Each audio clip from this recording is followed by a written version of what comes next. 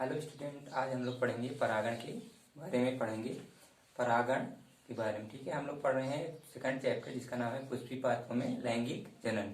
जो लैंगिक जनन होता है इसमें आपको बताया गया है 3 प्रकार की घटनाएं सम्मिलित की जाती हैं। एक तो निषेचन पूर्व घटनाएं, दूसरा निषेचन और तीसरा निषेचन पश्च घटनाएं। ठीक है, तो पहला हम लोग पढ़ रहे हैं क्या, निषेचन पूर्व घटनाओं के बारे में पढ़ रहे हैं। तो निषेचन पूर्व घटना में आपको बताया गया था पहले चैप्टर में क्या होता है कि यहाँ पे 2 प्रक्रियाएं सम्मिलित होती हैं। एक तो युग्मक जनन, दूसरा युग्मक स्थानांतरण। ठीक है, तो युग्मक जनन के बारे में हम लोग पढ़ चुके हैं सेकंड चैप्टर में कि वहाँ पे क्या पढ़े हैं, लघु बीजाणु जनन और दीर्घ बीजाणु जनन के बारे में पढ़ चुके हैं। अर्थात पराग कणों का निर्माण कैसे होता है और अन्य कोशिका का निर्माण कैसे होता है, इसके बारे में हम लोग पढ़ चुके हैं। युग्मक निर्माण की प्रक्रिया को पढ़ चुके हैं। इसके आगे हम पढ़ेंगे युग्मक स्थानांतरण।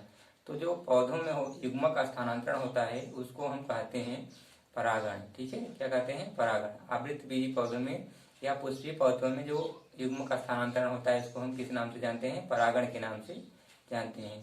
तो आज हम पढ़ेंगे क्या, परागण के बारे में। परागण क्या होता है, ठीक है, पढ़ेंगे आज परागण के बारे में। ठीक है, परागण, इसको इंग्लिश में कहते हैं पॉलिनेशन। पॉलिनेशन परागण है क्या, परागण जो होता है ये क्या है, पराग कणों का, हमने पराग कणों का निर्माण पढ़ा। पराग कणों का पराग कोश से निकलकर, पराग कणों का पराग कोश से निकलकर उसी पुष्प के या उसी जात के किसी दूसरे पुष्प के, उसी जात के किसी दूसरे पुष्प के जायांग के वर्तिकाग्र पर पहुंचने की प्रक्रिया है।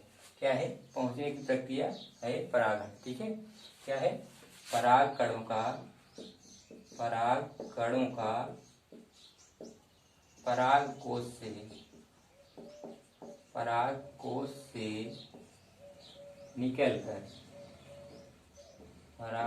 निकलकर उसी पुष्प या उसी जाति के किसी दूसरे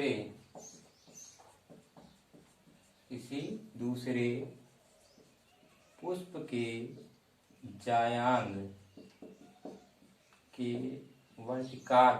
जायांग के वर्तिकाग्र पर पहुंचने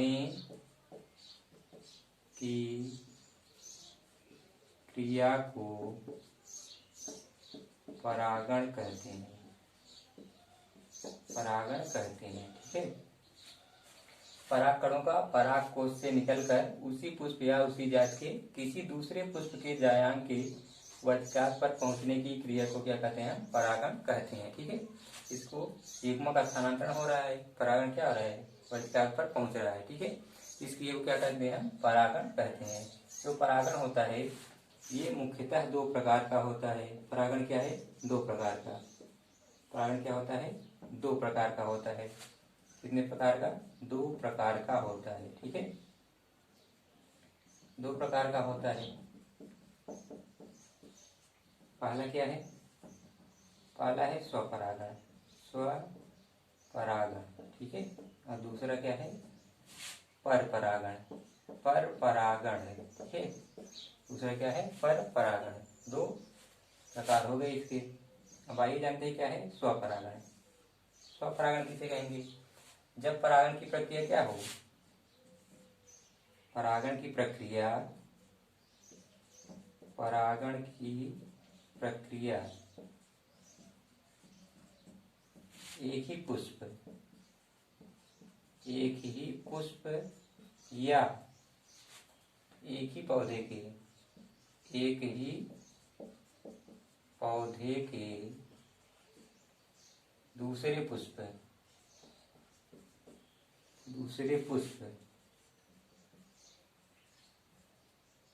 के साथ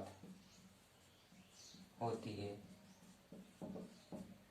परागण की प्रक्रिया क्या हो, जब एक ही पुष्प में हो, अर्थात एक ही पुष्प का क्या हो, पुंकेसर भी हो, परागकण भी हो, उसी का क्या हो, वर्तिकाग्र भी हो, जायांग भी हो, एक ही पुष्प का या उसी पौधे का दूसरा पुष्प हो। अर्थात जैसे मान लीजिए क्या है, कोई पौधा है इसमें क्या पुष्प लगे हुए हैं, अगर एक ही पुष्प क्या होगा, एक ही पुष्प इसी पुष्प में हो रहा है तब भी क्या कहेंगे हम, स्वपरागण कहेंगे या इस पुष्प क्या, इसी पौधे के दूसरे पुष्प में परागण की प्रक्रिया हो रही, तब भी हम क्या कहेंगे, स्वपरागण कहेंगे। ठीक है, इसका कहने का मतलब यही है। तो स्वपरागण होता है एक ही पुष्प के अंतर्गत या एक ही पौधे के दो अलग अलग पुष्पों के अंतर क्या होता है, परागण की प्रक्रिया संपन्न होती है। इसको क्या कहते हैं, हम स्वपरागण कहते हैं। और दूसरा क्या है, पर परागण। पर परागण में क्या होता है, यहाँ पे पर परागण में जो होगा, ये दो अलग अलग पौधों के एक ही जाति के परागण की प्रक्रिया जो होती है, परागण की प्रक्रिया एक ही जात के दो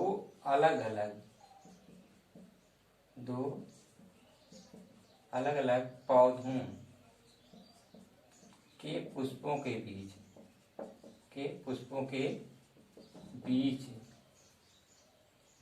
होती है। ठीक है,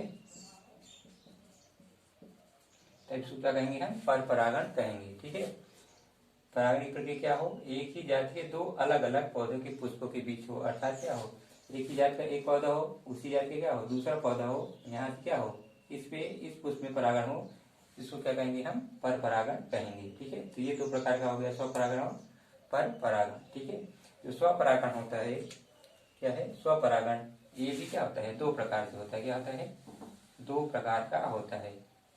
पहले जानते हैं स्वपरागण के बारे में। स्वपरागण क्या है, जब एक ही पुष्प के बीच होता है तो हम क्या कहते हैं, स्वपरागण कहते हैं ना। कि क्या हो रहा है, जब एक ही पुष्प के अंदर या एक ही पौधे के दूसरे पुष्प के अंदर परागण हो रहा है, जिसको क्या कहते हैं, हम स्वपरागण कहते हैं। ये भी क्या होता है, दो प्रकार का होता है। एक तो होता है स्वयुग्मन, इसमें क्या है, पहला स्वयुग्मन,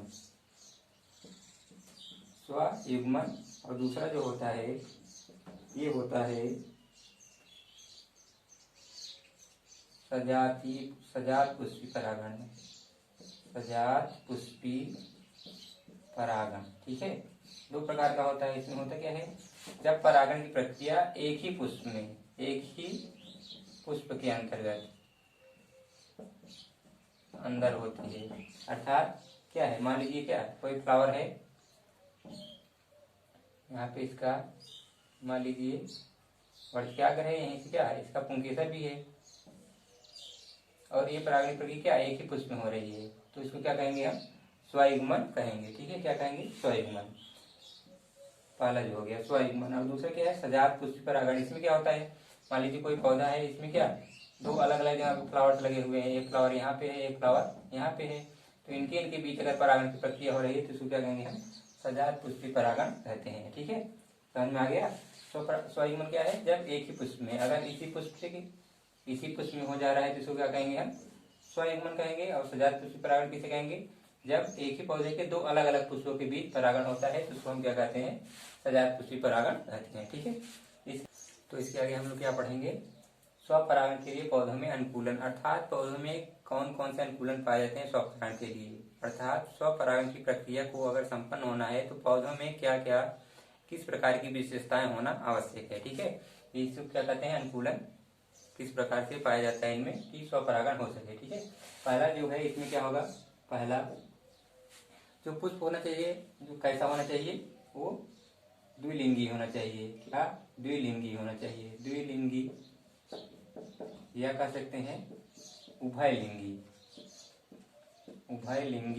होना चाहिए। ठीक है, द्विलिंगी या उभयलिंगी होना चाहिए, अर्थात इसमें क्या पुंकेसर और स्त्री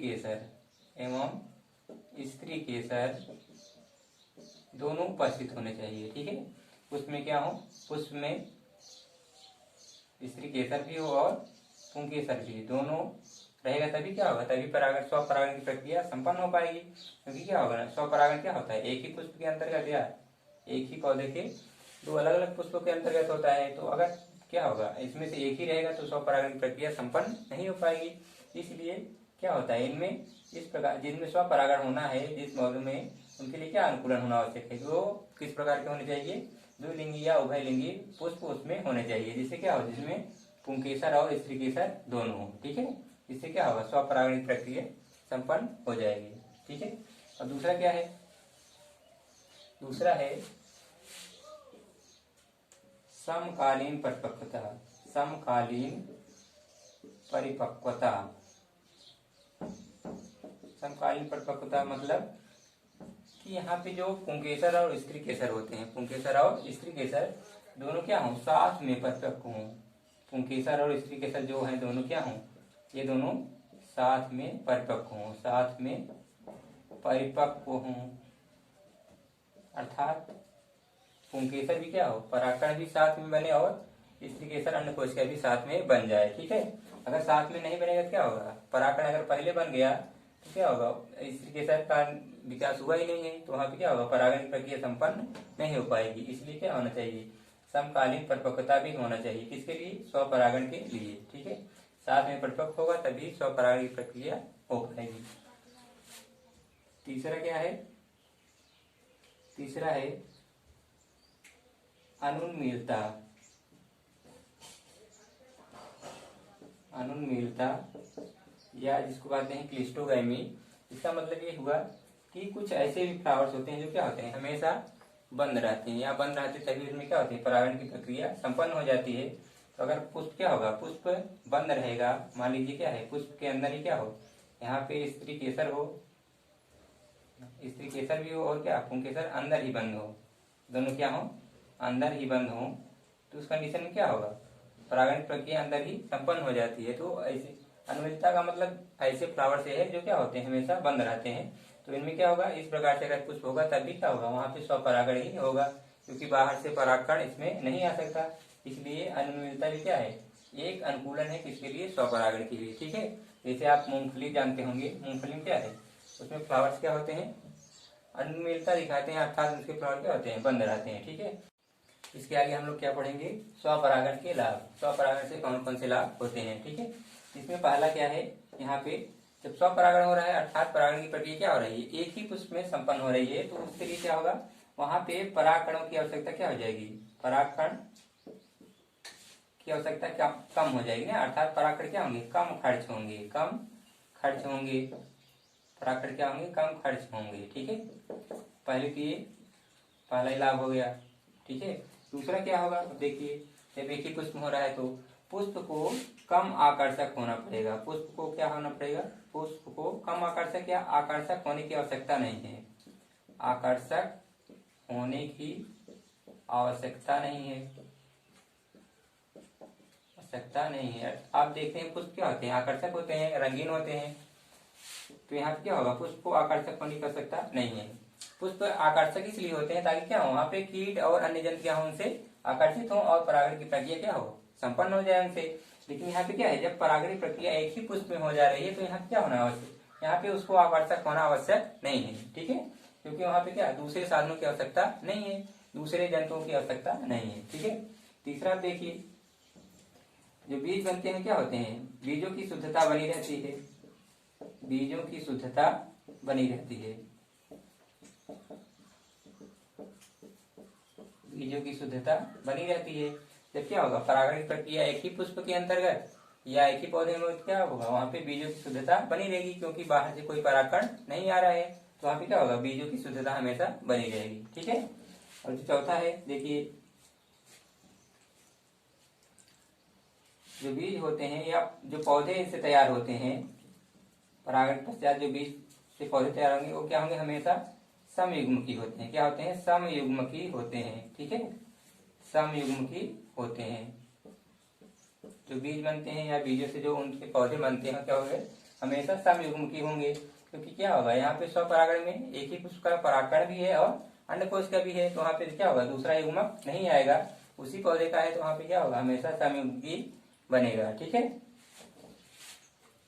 अगला देखिए, इसमें क्या होती है, भिन्नता नहीं आती है, भिन्नताएं नहीं आती हैं,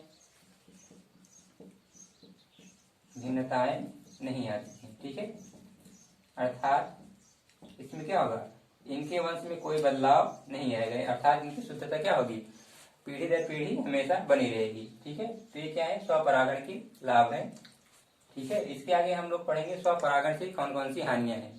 ठीक है, स्वपरागण से कौन कौन सी हानियां, तो इसके आगे हम क्या पढ़ेंगे, स्वपरागण से हानि है, अर्थात स्वपरागण से कौन कौन सी हानियां होती हैं। अभी हम लोग लाभ के बारे में पढ़ चुके हैं, अब देखिए हानि क्या होती है। पहला देखिए यहाँ पे, इनसे जो स्वपरागण से जो पौधे प्राप्त होते हैं या बीज प्राप्त होते हैं, उनमें क्या होते हैं, रोगों से लड़ने की क्षमता, रोगों से लड़ने की क्षमता धीरे धीरे कम हो जाती है। क्षमता क्या होती है, कम होती जाती है। ठीक है। और दूसरा देखिए, यहाँ पे जो स्वपरागण से होते हैं वहां पे क्या होते हैं, जो बीज बनते हैं, बीज उनकी क्या होती है, अंकुरण क्षमता धीरे धीरे, अंकुरण क्षमता जो होती है धीरे धीरे कम हो जाती है। क्या होती है, कम होती जाती है। अंकुरण क्षमता क्या होती है, कम होती है। ठीक है, जो स्वपरागण से बनते हैं। तीसरा क्या होगा, नई जातियों की उत्पत्ति नहीं होती है। नई जातियों की उत्पत्ति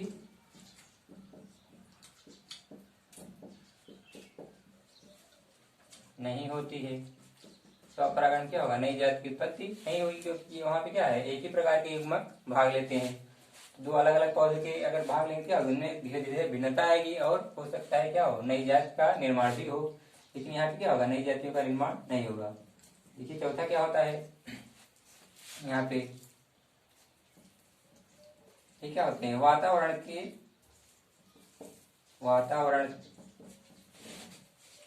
के अनुकूल नहीं हो पाते हैं। जो स्वपरागण से पौधे प्राप्त होते हैं वो क्या होता है, वातावरण के अनुकूल नहीं हो पाते हैं। ठीक है, क्योंकि उनमें कोई बदलाव आता ही नहीं है। उसमें क्या होता है, हमेशा स्वपरागण ही होगा, तो वहाँ पे कोई बदलाव नहीं आएगा, तो वातावरण क्या होंगे, अनुकूलन क्षमता धीरे धीरे उनकी खत्म होती जाती है। तो क्या होते हैं, वातावरण के कम अनुकूल होते हैं। ठीक है। और देखिए, जो अनुवांशिक रोग होते हैं, अनुवांशिक रोग होंगे, अनुवांशिक रोगों को दूर नहीं किया जा सकता था, दूर नहीं किया जा सकता। ठीक है, अनुवांशिक रोगों को दूर नहीं किया जा सकता है, क्योंकि क्या हो रहा है, जब स्वपरागण हो रहा है एक ही पौधे में, तो वहां क्या होगा, उनके अनुवांशिक रोग को दूर नहीं किया जा सकता है, क्योंकि वहां पे दूसरे परागण नहीं आएंगे, तो वहां पे क्या होगा, अनुवांशिक रोग दूर नहीं हो सकता है। ठीक है। अब अगला देखिए, जो इनमें निष्क्रिय लक्षण आते हैं, अर्थात ऐसे लक्षण जो क्या है, जो जरूरी नहीं है, वो लक्षण क्या होते हैं, वो भी लक्षण दूर नहीं किए जा सकते। इसको हम कह सकते हैं, ऐसे लक्षणों के बारे में जो क्या हो, पौधों के लिए आवश्यक ना हो, उसको भी दूर नहीं किया जा सकता। क्योंकि क्या होगा, यहाँ पे जब स्वपरागण होगा तो वहां पे क्या होंगे, जो लक्षण होंगे वो दूर नहीं होंगे, क्योंकि हमेशा एक ही पौधे में परागण की प्रक्रिया हो रही है, तो दूसरे पौधे से क्या होंगे, परागण नहीं आएंगे, तो हमेशा क्या होगा, समयुग्मकी बने रहेंगे, और उनमें जो लक्षण होगा, जो उनका खराब लक्षण भी होगा, क्या होगा, हमेशा एक ही जैसा बना रहेगा, वो दूर नहीं होगा। ठीक है। इसके आगे हम लोग पढ़ेंगे पर परागण के बारे में। ठीक है, तो इसके आगे हम लोग क्या पढ़ेंगे, पर परागण के बारे में। ठीक है, पर परागण,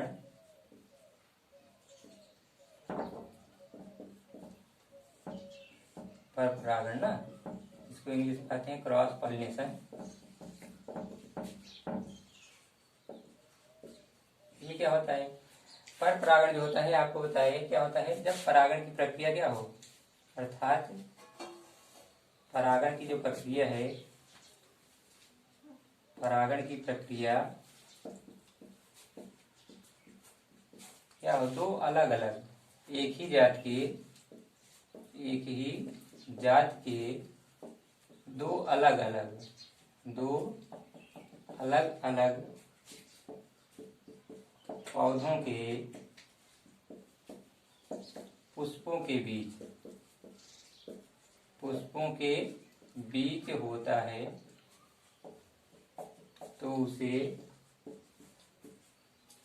पर परागण कहते हैं ना, पर परागण कहते हैं।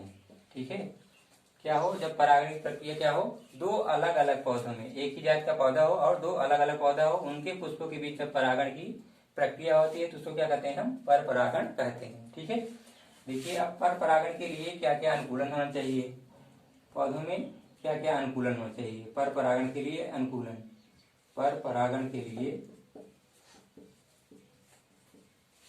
पौधों में अनुकूलन, पौधों में अनुकूलन, कौन कौन से अनुकूलन होना चाहिए या कौन कौन से ऐसे लक्षण होने चाहिए जिससे क्या हो, पर परागण की प्रक्रिया संपन्न हो। इसमें पहला देखिए, पौधा कैसा होना चाहिए, यहाँ पे एक लिंगी होना चाहिए। क्या होना चाहिए, एक लिंगी पौधा होना चाहिए। अगर दो लिंगी होगा क्या होगा, वहां पे स्वपरागण की प्रक्रिया हो जाएगी। इसलिए पौधा कैसा होना चाहिए, एक लिंगी होना चाहिए। अर्थात इसमें या तो पुमंग होना चाहिए या फिर जायांग, ठीक है। अर्थात या तो क्या हो, नर जन तंत्र हो या तो मादा जन तंत्र हो, दोनों में से क्या एक होना चाहिए, ठीक है। तभी क्या होगा, पर परागण की प्रक्रिया होगी। क्योंकि अगर एक ही पुष्प में क्या होगा, दोनों हो जाएगा तो वहां पे क्या होगा, स्वपरागण हो जाएगा। इसलिए क्या होना चाहिए, पौधा कैसा होना चाहिए, एक लिंगी होना चाहिए। अर्थात इसमें क्या हो, एक ही प्रकार का युग्मक बने, या तो नर युग्मक बने या तो मादा युग्मक बने। जब एक ही प्रकार का युग्मक बनेगा तो क्या होगा, वो दूसरे पौधे पर निर्भर होगा, ठीक है, या तो परागणों के लिए या जायांग के लिए, ठीक है। दूसरा देखिए क्या होगा, भिन्न काल परिपक्वता। क्या होना चाहिए, भिन्न काल परिपक्वता। मतलब यहाँ पे अगर मान लीजिए क्या है, अगर पौधा द्विलिंगी भी है तो उसमें क्या होना चाहिए, भिन्न काल परिपक्वता होनी चाहिए। अर्थात क्या हो, जो पुमंग हो, पुमंग या जायांग, दोनों में से एक क्या हो, दोनों अलग अलग समय में परिपक्व हों। क्या हो, दोनों अलग अलग समय में परिपक्व हों, या तो पुमंग पहले परिपक्व हो या तो जायांग, ठीक है। दोनों क्या हो, अलग अलग समय में परिपक्व हों। जैसे मान लीजिए क्या हो, पुमंग अगर पहले परिपक्व हो जा रहा है, पुंकेसर पहले परिपक्व होगा, क्या होंगे, परागकण पहले ही बन जाएंगे और क्या होगा, वहां पे परागकोश फट जाएगा और परागकण सभी पहले ही बाहर चले जाएंगे। तो जब जायांग क्या होगा, परिपक्व होगा, तो उसके लिए क्या होंगे, परागकण बाहर से आवश्यक हो जाएंगे, बाहर से आएंगे, दूसरे पौधे से आएंगे, तो वहां पे क्या होगा, पर परागण की प्रक्रिया संपन्न हो जाएगी, ठीक है। इसमें भी ये दो भागों में बांटा गया। एक क्या है, पुंपूर्वता है।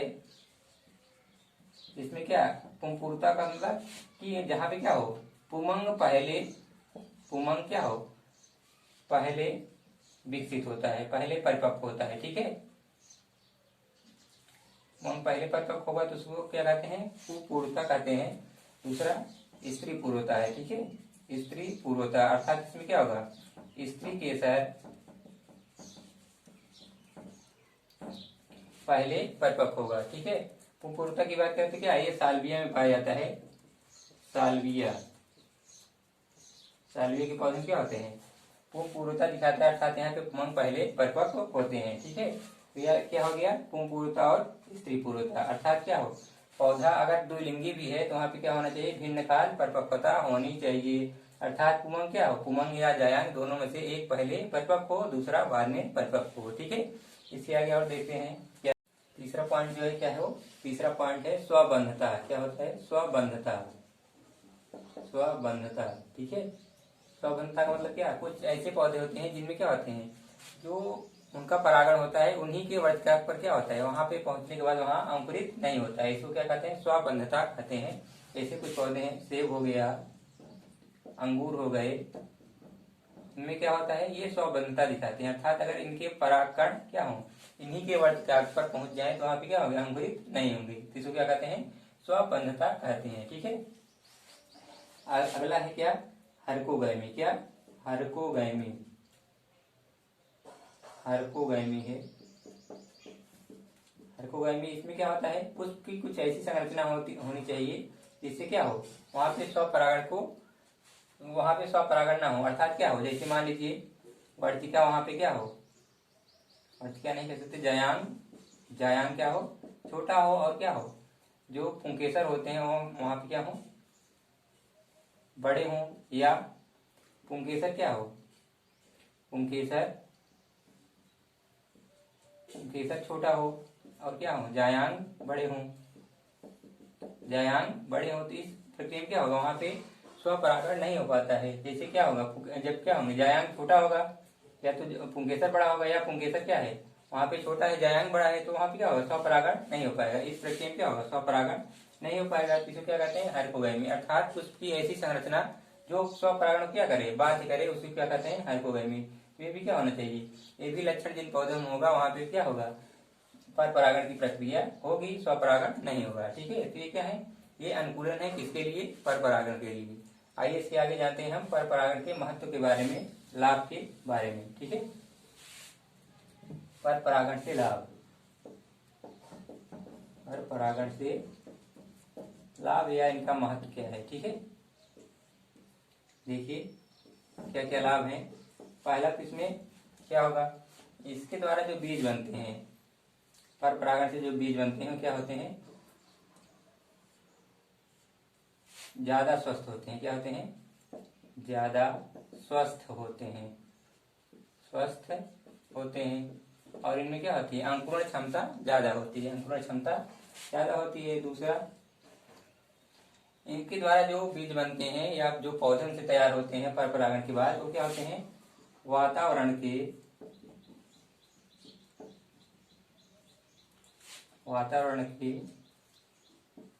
अनुकूल, वातावरण से अनुकूलता उनकी क्या होती है, ज्यादा होती है, वातावरण के अनुकूल होते हैं। या वातावरण से क्या होते हैं, अनुकूलन क्षमता उनमें ज्यादा होती है, वो वातावरण से क्या अनुकूलन कर सकते हैं, जिस प्रकार का वातावरण हो। तीसरा, इससे क्या होती है, इनसे विभिन्नताएं आती हैं, विभिन्नताएं उत्पन्न होती हैं, जिससे क्या होता है, जिससे नई जातियों का निर्माण होता है, जिससे नई प्रजातियों का या जातियों का निर्माण होता है, ठीक है। चौथा, इसमें क्या होगा, इसमें जो अप्रभावी लक्षण होते हैं, क्या होते हैं, अप्रभावी लक्षण। जो पर परागण होगा इसमें क्या होगा, जो अप्रभावी लक्षण होगा वो प्रकट नहीं होता है, अप्रभावी लक्षण प्रकट नहीं होता है। मान लीजिए इसे क्या है, दो पौधे हैं, पर परागण में आप जा रहे हैं, दो अलग अलग पौधों के बीच क्या होता है, परागण होता है। मान लीजिए एक छोटा पौधा है, दूसरा बड़ा पौधा है, दोनों में क्या होगा, परागण हुआ। जो छोटा है क्या है, वो अप्रभावी है, तो वहाँ पे क्या होगा, जो अगली संतति आएगी वहाँ पे छोटे पौधे नहीं प्राप्त होंगे। ठीक है, तो क्या होगा, अप्रभावी लक्षण प्रकट नहीं होता है। और इससे क्या होगा, आनुवांशिक दोषों को दूर किया जा सकता है, ठीक है। पर परागण से क्या होगा, आनुवांशिक दोषों को भी दूर किया जा सकता है।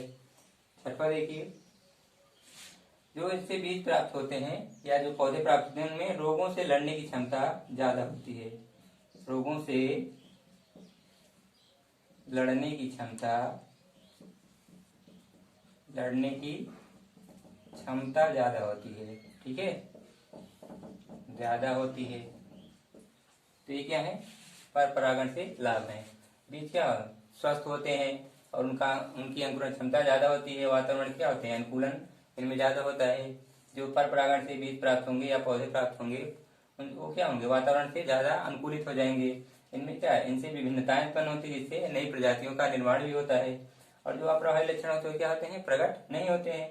आनुवंशिक दोषों को भी इससे दूर किया जा सकता है और इनसे जो बीज बनते हैं और जो पौधे बनते हैं इनमें रोगों से लड़ने की क्षमता ज्यादा होती है। ठीक है, तो ये क्या है, पर परागण से लाभ है। इसके आगे जानते हैं हम इसकी क्या क्या हानियां हैं, पर परागण से कौन सी हानियां होती हैं। ठीक है, पर परागण से हानियां, क्या क्या हानियां हैं।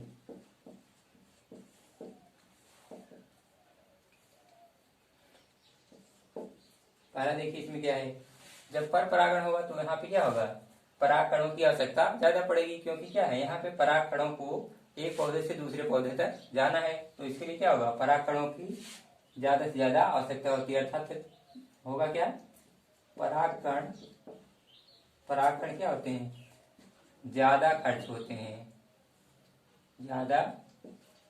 होते हैं।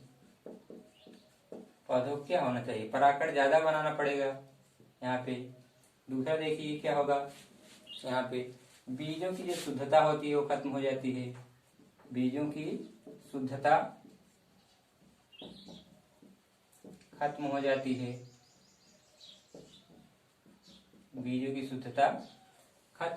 है, क्योंकि क्या होगा, यहाँ पे दो अलग अलग पौधों के जीन्स मिलेंगे, तो यहाँ पे क्या होगा, बीजों की शुद्धता खत्म हो जाएगी। तीसरा देखिए क्या होगा, पौधों को आकर्षक होना होता है, पौधों को आकर्षक होना आवश्यक है, आकर्षक होना आवश्यक है। क्यों? क्योंकि यहाँ पे क्या है, पर परागण होना है, अर्थात यहाँ पे एक पौधे से दूसरे पौधे तक जाना है, पौधे क्या आकर्षक होना है। क्योंकि यहाँ पे क्या होगा, कीट परागण होगा या किसी जंतु द्वारा अगर परागण हो रहा है तो क्या पौधे के पुष्प को, पौधों को नहीं, यहाँ कह सकते पुष्प को आकर्षक होना आवश्यक है। ठीक है, तो पुष्प क्या होगा, आकर्षक होगा, तभी क्या होंगे, दूसरे कीट या दूसरे जंतु से आकर्षित होंगे, तभी क्या होगा, पर परागण प्रक्रिया वहां पे होगी। ठीक है, अगला क्या है, अगला देखिए, इसमें क्या होगा, निषेचन की संभावना कम होती है, निषेचन की संभावना कम होती है। क्यों? क्योंकि आप जानते हैं यहाँ क्या होगा, दो अलग अलग पौधों के बीच क्या होना चाहिए, परागण प्रक्रिया होगी, तभी पर परागण कहा जाएगा। यहाँ पे क्या निषेचन की संभावना कम होती है, क्योंकि हो सकता है परागण क्या हो वहां पर न पहुंचे। क्योंकि क्या होता है यहाँ पे, अगर देखा जाए तो ये दूसरे साधनों पर निर्भर करते हैं ना, साधनों पर निर्भर रहते हैं, साधनों पर निर्भर करते हैं। अगर मान लीजिए वो साधन इनको ना मिले, क्या होगा, वहां पे परागण नहीं होगा और निषेचन की संभावना क्या होगी, तब कम हो जाती है। ठीक है, दूसरे साधनों पर निर्भर होना पड़ता है। ठीक है, पर परागण से हानियां है, यहाँ पे क्या परागण ज्यादा खर्च होते हैं, बीजों की शुद्धता क्या होती है, धीरे धीरे खत्म हो जाती है, बीजों की शुद्धता खत्म हो जाती है। उसको क्या होना चाहिए, आकर्षक होना पड़ता है, क्योंकि ताकि क्या वहां पे कीट आकर्षित हो और परागण की प्रक्रिया संपन्न हो। ठीक है, और निषेचन की संभावना क्या होती है, कम हो जाती है, क्योंकि यहाँ क्या है, एक पौधे से दूसरे पौधे तक परागण को जाना है, तो परागण क्या होते हैं, हो सकते हैं नष्ट हो जाए, यहाँ पे निषेचन की संभावना क्या होती है, कम हो जाती है। इनको क्या साधनों पर निर्भर होना पड़ता है, दूसरे साधनों पर, जैसे जल के ऊपर या वायु के या कीटों के ऊपर क्या होना पड़ता है, निर्भर होना पड़ता है। तो क्या है, पर परागण से हानियां है, इसके आगे हम लोग अगले वीडियो में पढ़ेंगे। ठीक है।